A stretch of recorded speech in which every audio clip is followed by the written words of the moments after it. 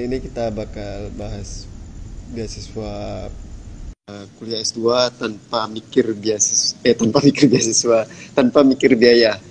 Jadi bersama narasumber kita, Ketua Umum.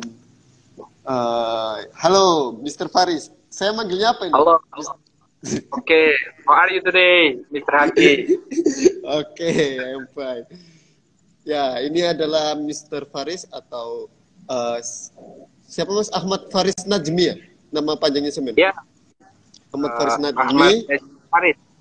Oh, Ahmad Najmi Faris yang sekarang menjadi presiden Forum Beasiswa Nasional, beasiswa unggulan apa Mas? Beasiswa Forum Nasional Beasiswa Unggulan Pasca Sarjana Kemendikbud.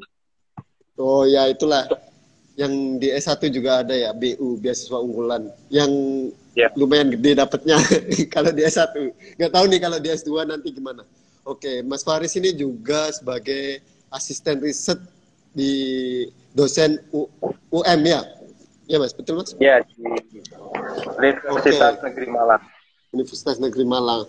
Oke, langsung saja kita bahas topiknya yaitu kuliah S2. Ada setpam. Oke, tadi ada setpam Unesa liwat jadi agak.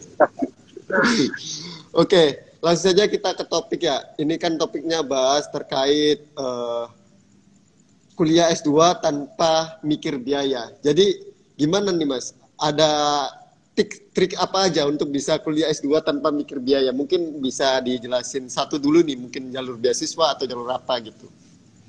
Oke, terima kasih Mr. Haki yang sudah sebelumnya saya ucapkan banyak terima kasih karena sudah memberikan saya untuk berdiskusi dengan teman-teman melalui live Instagram ya. Jadi tadi pertanyaannya berkaitan mengenai bagaimana cara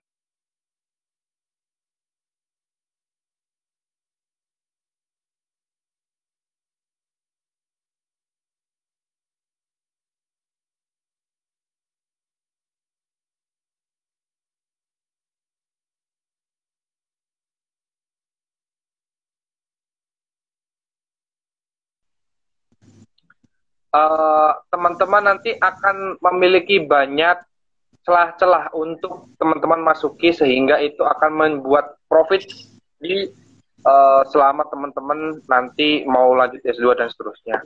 Nah, kalau pandangan saya, bagaimana bisa S2 tanpa biaya? Sebetulnya ada dua jalur yang saya ketahui sih. Yang pertama itu ya pastinya beasiswa ya. Nah, beasiswa ini banyak hal. S2 ini kan banyak hal, ada beasiswa unggulan yang dari pemerintah, ada beasiswa BPI ya, beasiswa Pendidikan Indonesia dari Kemendikbud juga, ada juga beasiswa yang dari pemerintah juga, itu ada LPDP. Nah, selain itu juga yang swasta kan banyak tuh, ada beasiswa Tanoto dan seterusnya. Ini kalau mau kuliah di dalam negeri ya. Jadi objeknya dalam negeri dulu nih. Kalau luar negeri saya masih belum bisa bercerita karena masih belum punya pengalaman itu. Jadi saya akan bercerita mengenai yang di dalam negeri. Semoga aja nanti kita ke luar negeri lah ya. Jadi kita bisa ada topik. Nah, yang kedua adalah tadi kan berbicara beasiswa ya. Yang kedua ya, kalau pengen kuliah tanpa biaya, maka kita harus mengikut dosen. Jadi kita harus harus menjadi asisten riset. Nah, jadi biasanya kita konsultasi dengan dosen-dosen yang sebelumnya itu, yang kita kenal biasanya, paling enak itu kalau kita kenal profesor. Karena kalau kenal profesor ini kan setahu saya profesor memiliki kewajiban untuk mereka publikasi. Nah, kita bisa bantu-bantu riset penelitiannya, terus habis itu kita bisa bantu juga include penelitiannya sehingga kita secara nggak langsung sudah tidak kebingungan untuk bayar kuliah, kita nggak kebingungan untuk bayar ini ya biaya riset dan juga publikasi. Atau mungkin lebih kerennya ini biaya riset dosen ya. Jadi lebih kerennya lagi nih kita berbicara mengenai namanya itu ya biaya kuliah riset dosen. Jadi kira-kira begitulah itu. Ini ada dua hal ya. Dua yang disediakan pemerintah dan juga swasta, dan yang kedua adalah beasiswa riset dosen. Oke, mungkin kita bahas yang kedua dulu deh, dari riset dosen. Nah, ini bagaimana Mas cara mendapatkannya? Karena apa ya, mahasiswa ini kan banyak, dan dosen itu kan biasanya nggak mungkin mengajak semua mahasiswanya gitu. Nah, bagaimana kita agar dipilih, atau kita tips-tipsnya agar dipilih, diajak dosen melakukan penelitian dan bisa apa ya, membiayai kuliah kita S2 gitu, gimana? Mungkin bisa bagi tipsnya. Oke, terima kasih. Yang pertama ini kalau kita mau lanjut di kampus kita ya, misal nih kita dulu S1-nya UM, Universitas Negeri Malang, kita mau lanjut S2-nya UM. Maka kita lebih enak tuh. Kenapa? Karena pastinya kita sudah mengenal dosen kita. Kita tahu track record-nya, terus habis itu riset penelitiannya bagaimana. Dan concern dari risetnya juga tahu.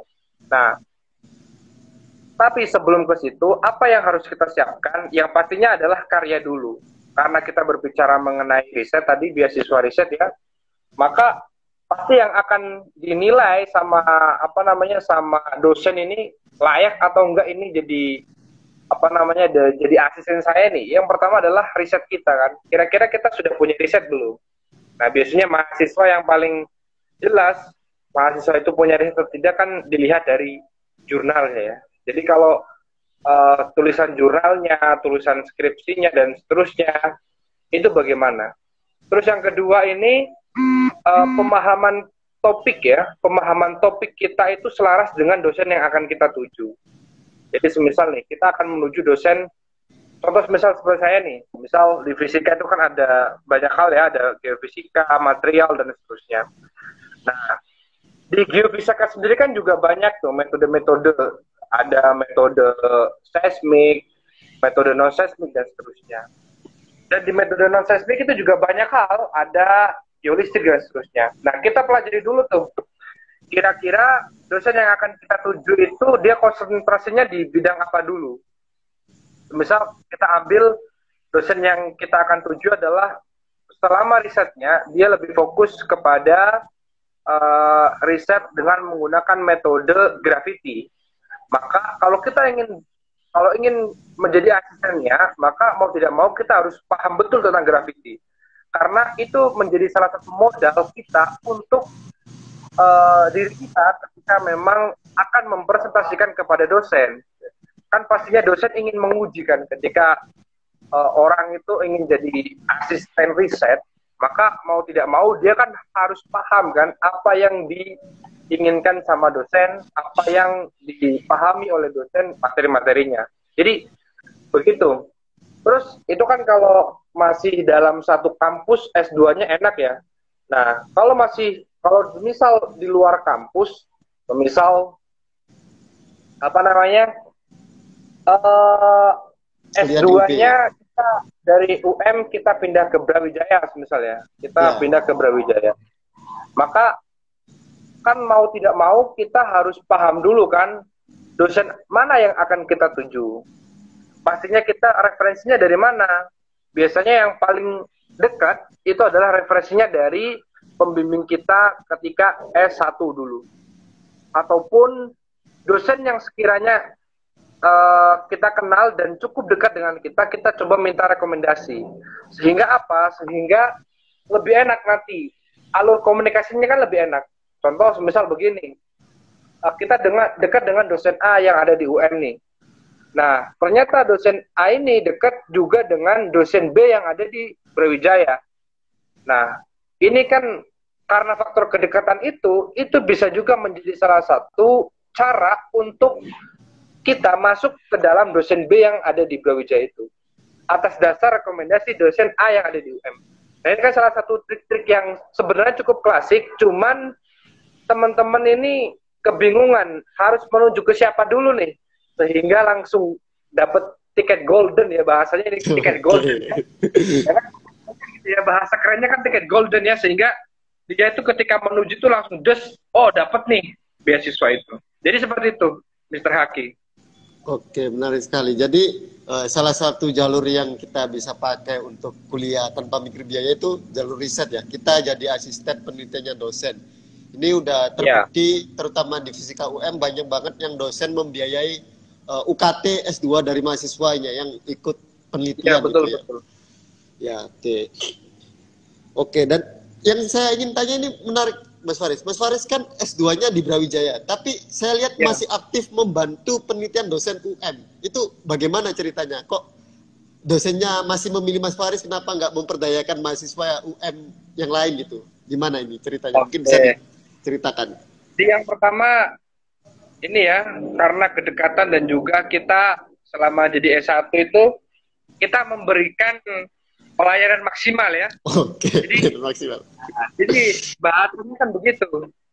Kalau semisal kita memberikan pelayanan maksimal dan ada proyek selanjutnya kan berkemungkinan kita diajak itu lebih besar. Nah mungkin menurut saya faktor itu sih.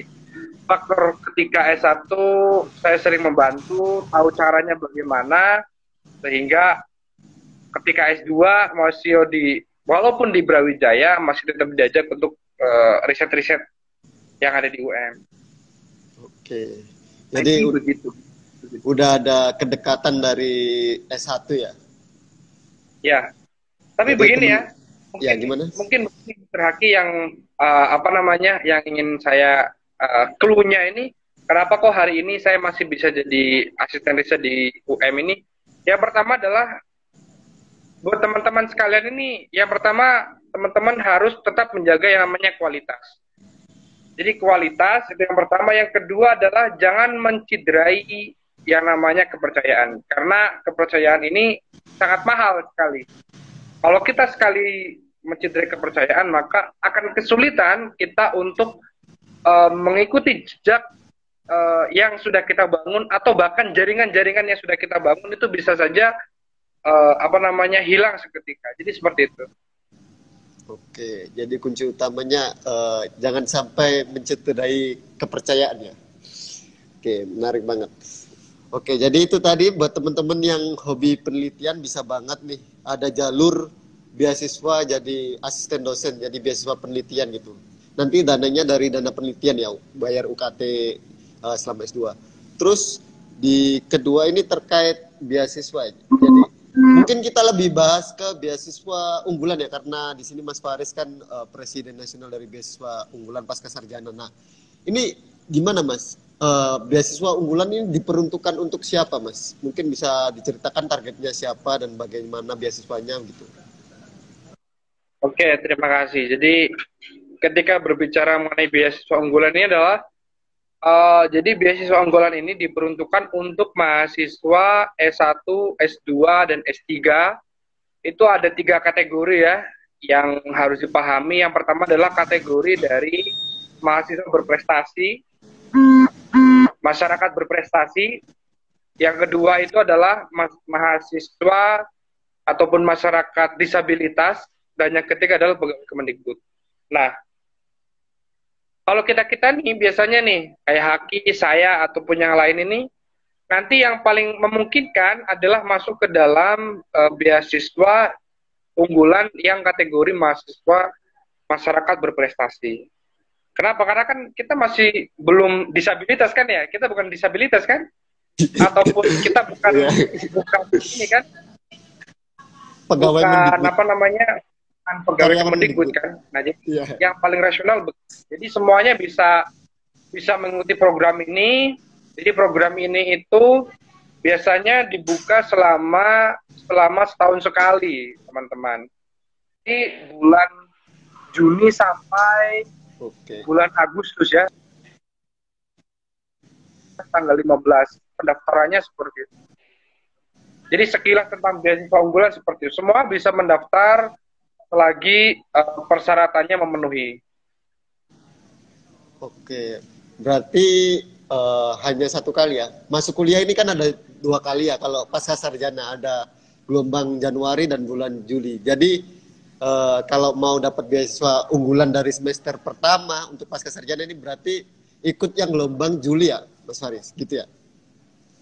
Iya betul. Jadi kalau teman-teman ingin Ini saya berkaca pada 2 tahun ini ya. Jadi 2 tahun ini beasiswa unggulan itu dibuka itu kisaran bulan, kalau di 2020 bulan September kalau nggak salah, sampai bulan Oktober. Nah, untuk yang di tahun ini tuh dari bulan Juni sampai bulan Agustus. Nah, artinya teman-teman ketika ingin mendaftarkan beasiswa unggulan, kalau memang mau dibiayai sejak semester 1, maka ya teman-teman ya harus mendaftarkan di semester ganjil. Berarti semester ganjil berarti kan masuk pelajarannya itu, mata kuliahnya itu ya kisaran bulan Agustus ya. Bulan Agustus, Septemberan lah, kisaran segitulah.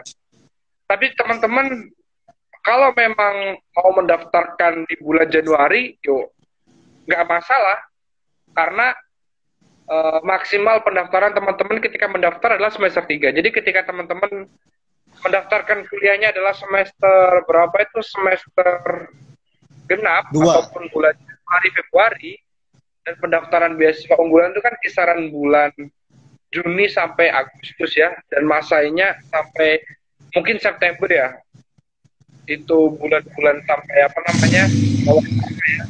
Jadi teman-teman berkemungkinan itu akan dibiayai dari semester 2-nya. Jadi masuknya ke dalam ongoing. Jadi teman-teman akan dibayar itu dari semester 2, 3 sampai semester 4 untuk yang S2. Dan kalau untuk yang S3 berarti semester 2, 3, 4, 5, 6. Jadi maksimal 6 semester. Jadi begitu teman-teman. Oke. Terus untuk persyaratannya sendiri ini apa aja, Mas? Atau ada English atau gimana, atau ada mahasiswa harus bla bla bla, IPK berapa gitu, ada nggak syarat-syaratnya? Oke, jadi kalau ketika berbicara mengenai persyaratan umum, yang pertama adalah mahasiswa, para calon penerima beasiswa unggulan ini dia harus mahasiswa aktif ya. Jadi mahasiswa aktif bisa dibuktikan dengan surat keterangan aktif bagi yang mahasiswa ongoing ataupun LOA ya, yang sudah keterima. Jadi LOA-nya harus sudah keterima dan sudah dinyatakan lolos dan mau kuliah gitu ya. Jadi kan ada 2 LOA kan, ada 2 LOA. Yang pertama itu LOA diterima saja, atau yang kedua adalah LOA yang dia akan jadi mahasiswa. Jadi yang diambil ya yang dia masuk kuliah nantinya, LOA yang nanti masuk kuliah, intinya begitu. Persyaratan umumnya itu. Terus yang kedua itu, kalau pendaftarnya adalah S2, maka IPK minimal itu 3,25. Untuk S3 itu 3,4.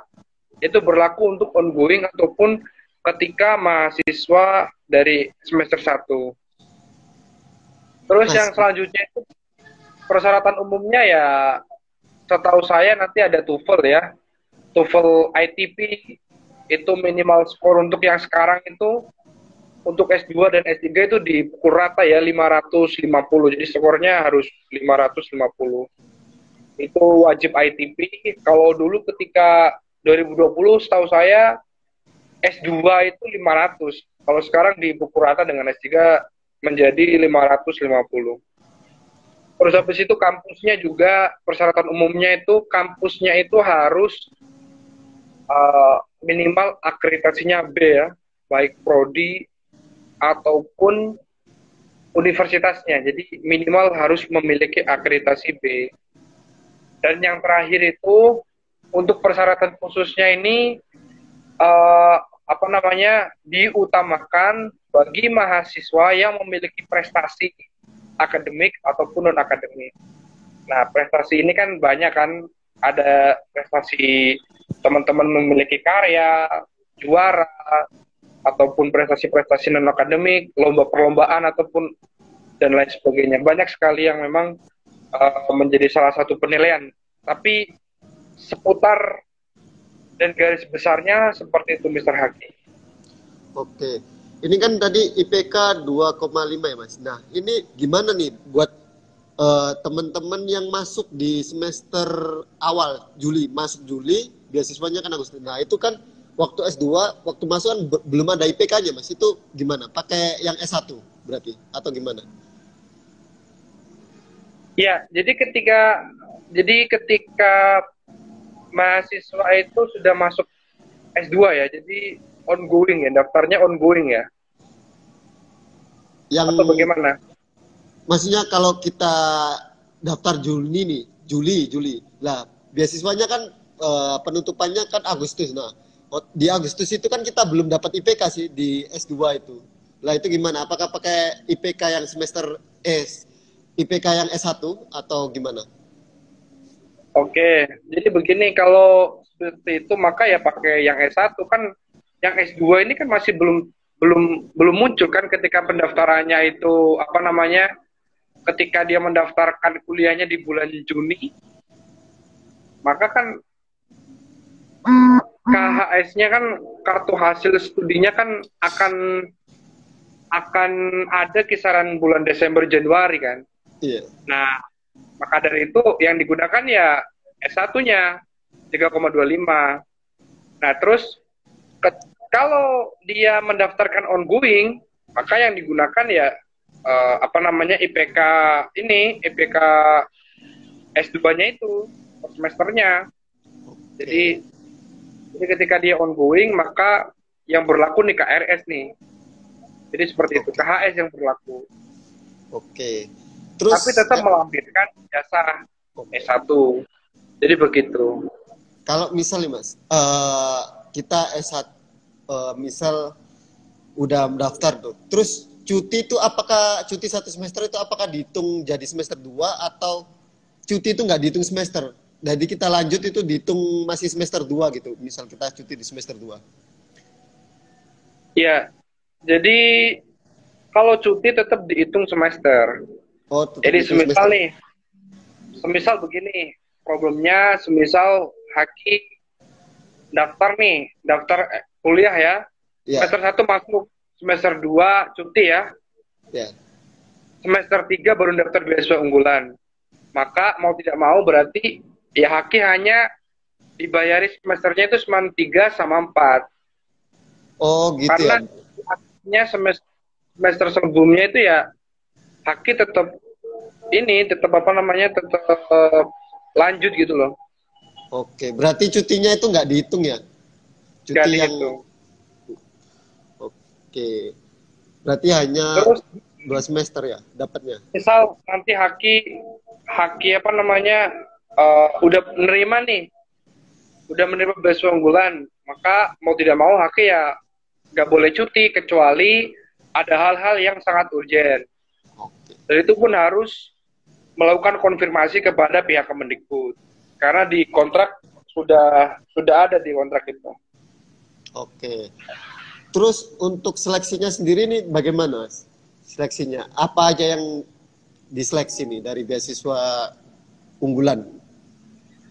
Ya, jadi untuk seleksi beasiswa unggulan ini ada dua step. Step yang pertama itu seleksi administrasi. Jadi seleksi administrasi yaitu tadi kelengkapan berkas yang pertama. Jadi kelengkapan berkas ini sebisa mungkin harus dicek dengan teliti ya, karena biasanya itu para penerima beasiswa unggulan nih, para pendaftar nih, mereka nggak teliti, ada hal-hal yang masih belum diupload, mereka tetap diupload dan seterusnya, mereka submit. Nah, terus yang kedua ini setelah hasil pengumuman dari seleksi administrasi, maka tes wawancara. Nah, tes wawancara ini ya nanti paling seputar pertanyaannya sih biasanya itu seputar tentang proposal studi kita. Terus habis itu seputar tentang apa namanya tentang kebangsaan. Ya seputar itulah. Jadi kan kita kan ketika mendaftarkan itu kan ada salah satu syarat kita harus membuat proposal study kan. Nah, nanti biasanya sih kebanyakan sih di situ akan ditanyakan tentang proposal study. Oke. Jadi kayak proposal penelitian gitu, apa enggak? Atau terkait apa mata kuliahnya atau gimana? Proposal study yang dimaksud. Jadi proposal study ini berbeda ya sama proposal penelitian. Jadi proposal study ini dia menjelaskan tentang bagaimana diri kita ketika S2 nih. Semester 1 aktivitasnya apa saja, goalnya apa, terus habis itu mata kuliah yang kita ambil dari semester 1-nya hingga lulus. Dan target-targetnya itu seperti apa. Itu harus dituangkan dalam apa namanya proposal study. Dan pasca lulus pun itu dicantumkan juga tuh dalam proposal study dalam bentuk tulisan. Jadi seperti itu, Mr. Haki. Oke, jadi kita membuat plan mulai dari semester 1 harus ngapain, itu ya, target-targetnya, itu ya. Ya. Oke, itu terkait. Terus untuk ini, ya. Nih, ada hal yang penting juga nih buat teman-teman nih. Jadi, buat yang nonton nih, misal nih, sekarang mereka masih pada S1 ya. Dan di S1 ini mereka mendapatkan beasiswa ya, entah itu beasiswa unggulan ataupun beasiswa KIP ya, sekarang itu bidik misi ya. Dulu bidik misi ya. Iya, bidik misi. Hal yang harus diperhatikan adalah, yang harus ditata benar-benar kalau teman-teman yang hari ini masih S1 dan menerima beasiswa itu, beasiswa apapun itu, maka saran saya adalah teman-teman harus punya kontribusi untuk bangsa. Dalam bentuk apapun, entah itu karya, entah itu diaktif di organisasi, ataupun hal-hal yang lain yang sekiranya itu dapat berkontribusi untuk bangsa. Kenapa? Karena itu akan menjadi salah satu pertanyaan penting ketika teman-teman ketika S1 itu menerima beasiswa tetapi tidak punya kontribusi, itu akan menjadi tanda tanya. Nah, jadi begitu. Ini akan jadi tanda tanya yang sangat luar biasa karena kan di logikanya kan begini kan. Lah, ini anak S1 kemarin dapat beasiswa deh. Wah, ini siapa apa kan negara ini kan ngasih beasiswa ini kan biar dia berkontribusi untuk negara kan, tapi kok dikasih beasiswa kok malah senang-senang, nggak ada kontribusi, cuma tidur-tidur aja di kos-kosan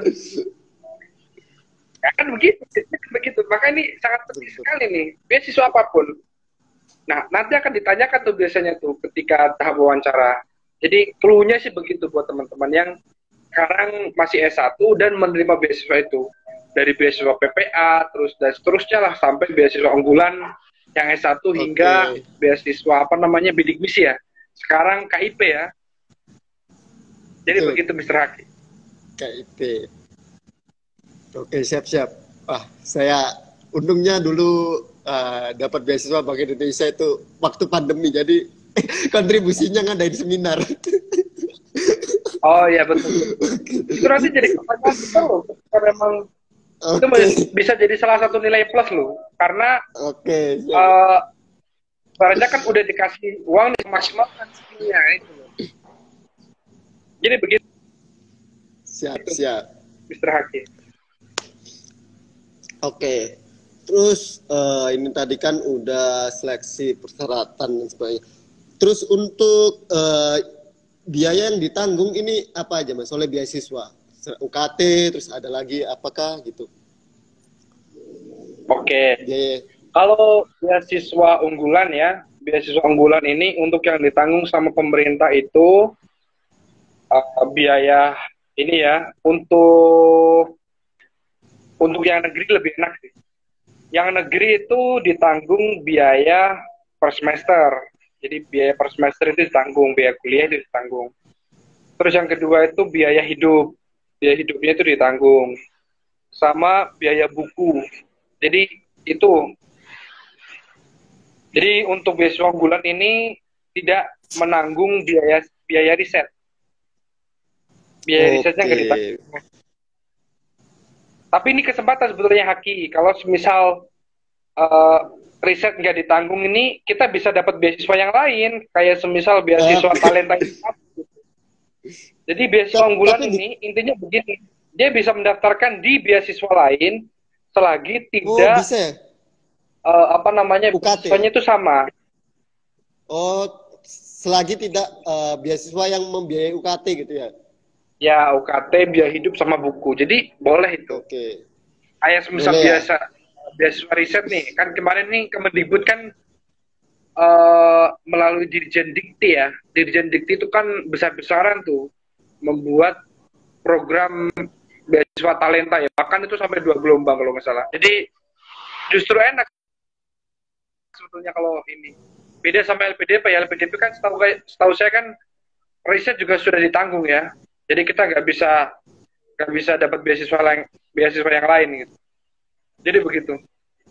Oke, terus biaya hidupnya itu kan kalau LPDP itu menyesuaikan kota, Mas. Nah, untuk yang beasiswa unggulan ini apakah dipukul rata atau disesuaikan dengan kota juga? Yang untuk biaya ya. Ya. Setahu saya sih kayaknya dipukul rata ya. Untuk S2 jumlahnya sekian, S3 jumlahnya sekian. Nanti untuk jumlahnya itu nanti sajalah. Kalau keterima pasti kalian tahu gitu. Oke, siap. Oke, jadi dipukul rata ya.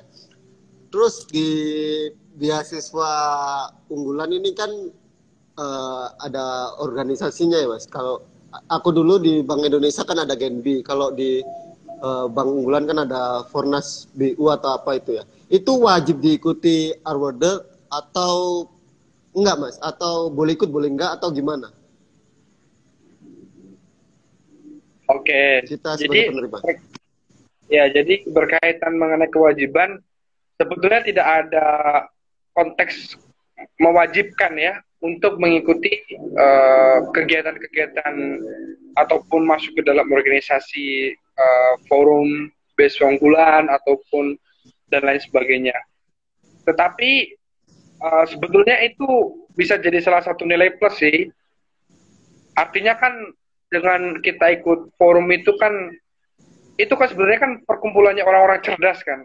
Saya yakin orang beasiswa manapun itu orang-orang cerdas dan orang-orang yang memiliki jejaring lebih gitu.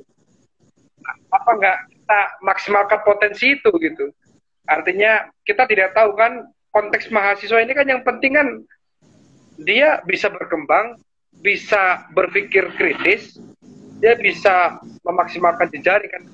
Intinya kan begitu kan. Kalau hanya duduk di kelas kan nggak ada bedanya dengan SMA, SMP hingga SD, bahkan TK dan PAUD gitu. Oke. Terus di kontraknya itu apa aja, Mas? Selain tidak boleh cuti, ada lagi apa tidak boleh menikah atau apa gitu di kontraknya? Di kontrak beasiswa kalau udah jadi penerima itu. Yang ingat saya sih apa namanya di kontrak itu kita tidak boleh IPK-nya itu ya IPK ya, misal dari IPK ya, misal S2 nih, kita berarti nggak boleh IPK-nya itu di bawah 3,25. Kita nggak boleh. Kalau untuk yang S3 biasanya itu kita tidak boleh IPK di bawah 3,4. Jadi seperti itu. Terus mungkin larangan-larangannya lain ya seperti kita nggak boleh menerima beasiswa yang masih satu pembiayaan yang sama. Artinya yang dibayarin sama itu kita nggak boleh. Jadi kita bisa kena punishment dan seterusnya. Sama yang terakhir itu kita harus melaporkan hasil studi dan juga pembayaran ya sesuai dengan tanggal yang sudah ditentukan. Jadi kita harus tertib, kalau enggak biasanya kita dapat punishment ya. Oke. Jadi seperti itu. Punishment-nya biasanya apa, Mas? Langsung dipotong atau gimana? Nggak tahu. Kalau punishment-nya ya mungkin sejenis teguran ya. Karena saya masih belum kena punishment, jadi belum tahu. Oke, siap. siap. Oke, itu. Berarti ini ada, kalau beasiswa unggulan ini ada 3 kali kesempatan ya, Mas? Semester 1, semester 2, dan semester 3. Kalau udah lewat udah nggak bisa ya berarti? Ya, kalau aku malah mikirnya cuma 2 kesempatan. Oh iya. Karena kan semuanya kan dibuka selama setahun sekali. Maka kita punya kesempatan di semester 1 sama semester 3.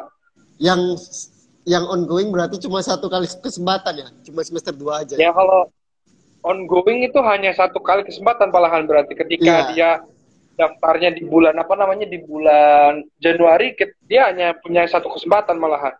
Oke, berarti main amannya kita kuliah masuk di bulan gelombang Juli itu ya, biar nanti kalau semisal semester pertama nggak keterima, masih ada kesempatan semester 3 lah. Tuh. Oke. Ada lagi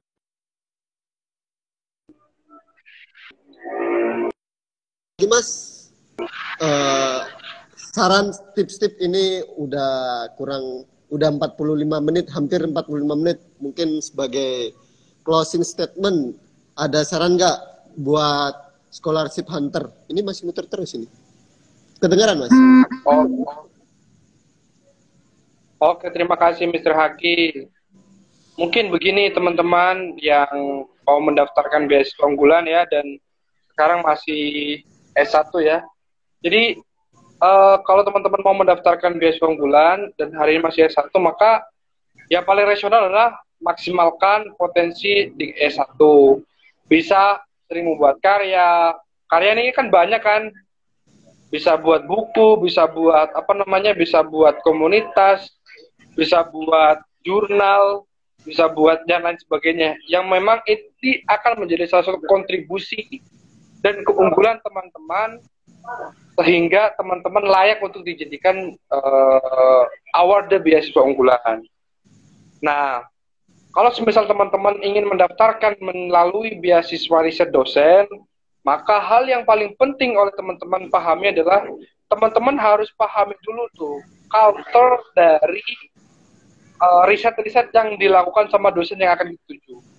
Karena itu sangat menentukan ya. Setelah kita pahami itu, kita dalami.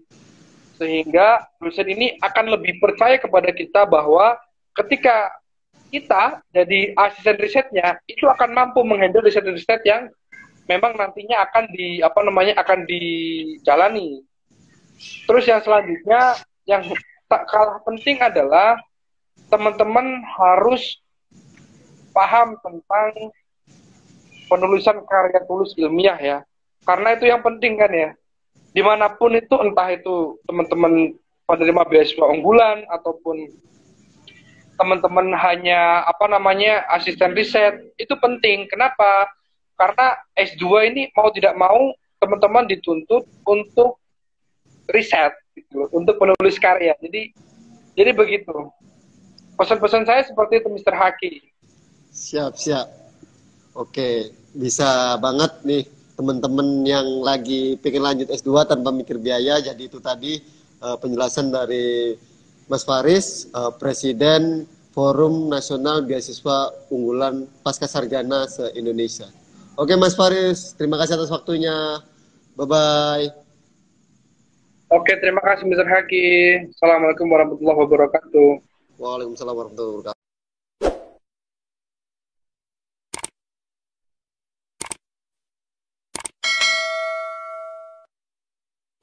I know